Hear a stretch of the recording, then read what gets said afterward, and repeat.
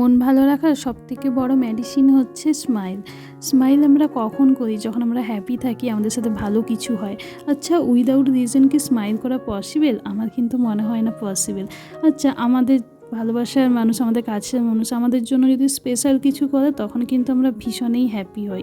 কিন্তু সেই মানুষটাই যদি তোমাকে অবহেলা করে, তোমার কেয়ার না করে, তখন কেমন লাগে? তখন কি সেম স্মাইলটা আমরা দিতে পারি? কখনোই পারি না।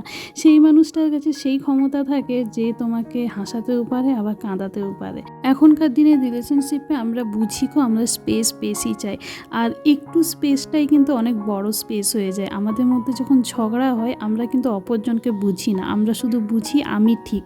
আরে বাবু, অপরজনও তো ঠিক হতে পারে। আসলেই আমাদের মধ্যে ইগো কাজ করে, আসলে আমরা হার মেনে নিতে পারি না, যার কারণে সুন্দর সুন্দর সম্পর্কগুলো নষ্ট হয়ে যায়। একটু অপরজনকে বুঝে দেখো, সম্পর্কগুলো সুন্দর হয়ে যাবে। So bye and thanks for watching.